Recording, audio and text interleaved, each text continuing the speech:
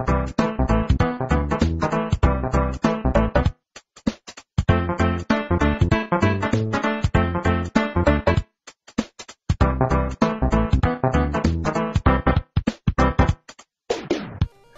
and welcome back to Mario Land 2, a casual stroll.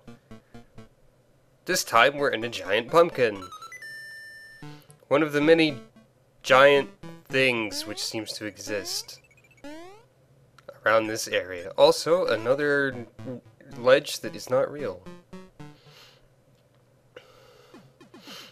And yeah, there's probably not a whole lot to say about all the various enemy types you can encounter in this area, other than perhaps, yeah, there's probably a whole lot you can, whatever I just said.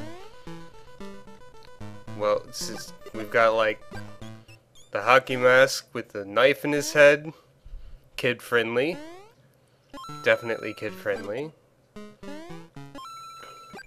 We've got, well, so far that's all we've got. I'll get back to you on that. For some reason, I've always thought that, like, I keep expecting that you can't jump on them because they have a knife in their head, but the part that's protruding is the hilt. So there'd be absolutely no good reasons why you couldn't jump on it. If anything, it just drives it deeper into their skull, murdering them that much harder. So we've got boos. You can't say a lot about those because they're always there, secretly watching. There's a piranha plant who's kind of out of place. There's fallen spikes. It's really obvious when they're gonna fall, so it works out. And there is this guy. This guy falling down those stairs like his physics weren't tested thoroughly.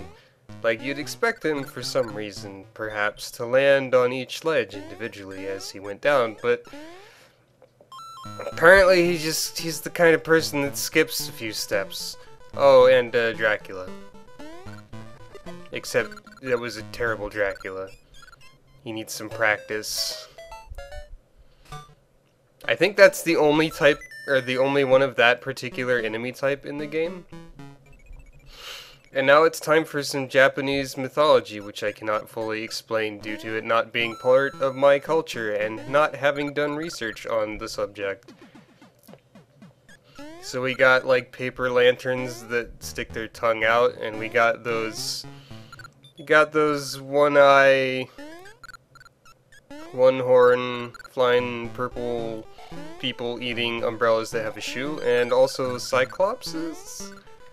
Maybe Onis? I don't know. I don't think Onis have to have one eye. Oh, and some blurps, I guess. A very important cultural keystone in Japanese mythology, those blurps.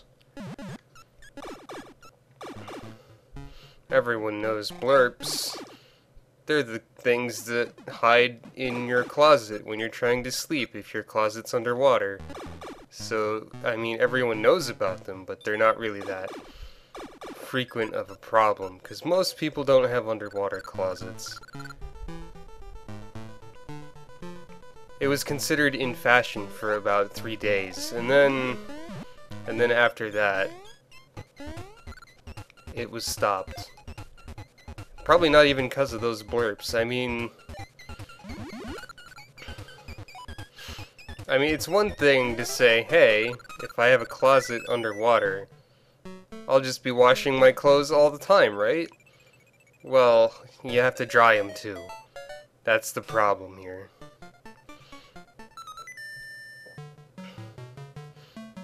And now for a house. There's a Goomba Ghost. This Goomba Ghost is more ghost than Goomba because you can't stomp on him. He's also secretly just an Eerie, I guess. Though I don't think Eries existed yet, because Super Mario World didn't exist yet. That was well played. A wise tactic. Excellently executed. I don't actually know if Super Mario World came out before this game.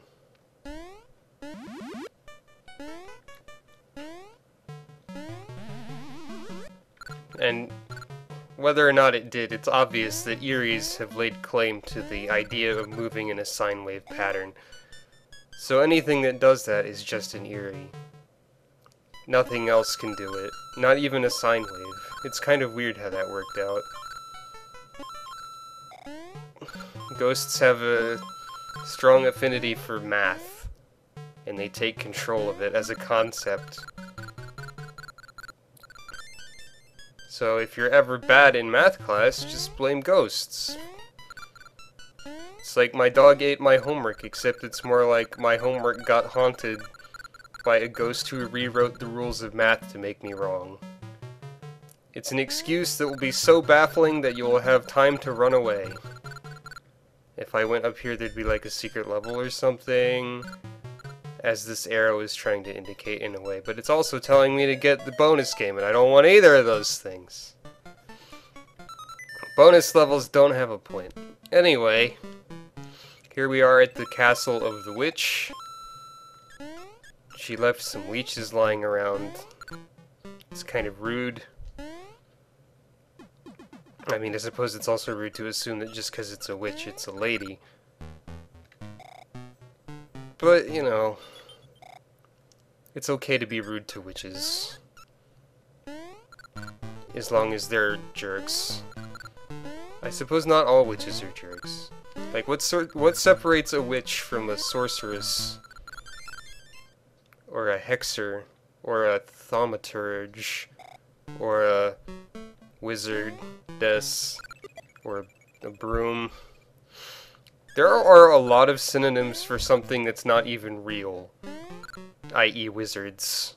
And I have never really considered this before. However, here are some carefully preserved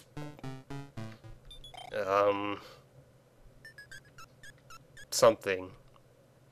Bugs? Oh no. Oh, okay.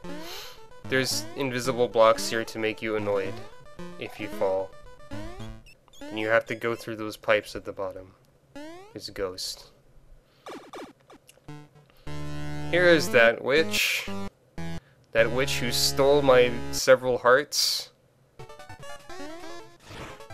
There's an animal that has several hearts, right? Or am I just thinking of animals that have several stomachs? Which I think are like cows? Or maybe cows have multiple of both? Maybe their organs are multi-purpose.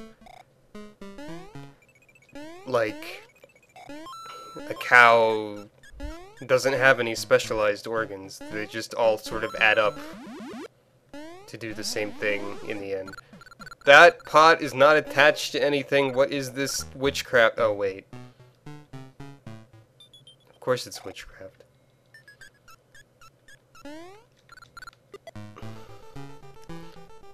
You have to be patient around brooms.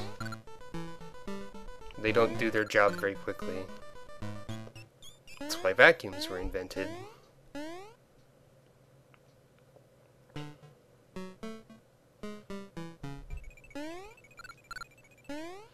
Now what if someone invented a vacuum that you could also sweep? What a worthless multitasking device. So the worst part about this boss battle is the random spikes on the ceiling.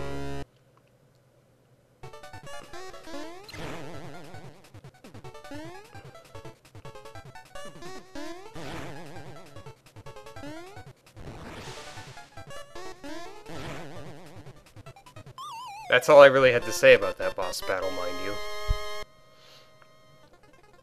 Well, we conquered Pumpkin Hill or whatever. Time for the pumpkin coin.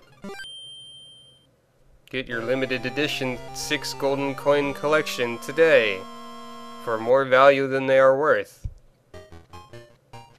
Maybe that's why Wario is in this game. He's actually just trying to scam people with collector's edition coins. Anyway, next time we go into this cave within which there is a giant mechanical disturbing Mario monstrosity. But there's also one on top of the cave. I don't know what this means. Or does this cave just lead up into this, perhaps? I don't know, but one animatronic Mario is too many. So 2 is just horrible. Stay tuned for Foot Adventures, I guess.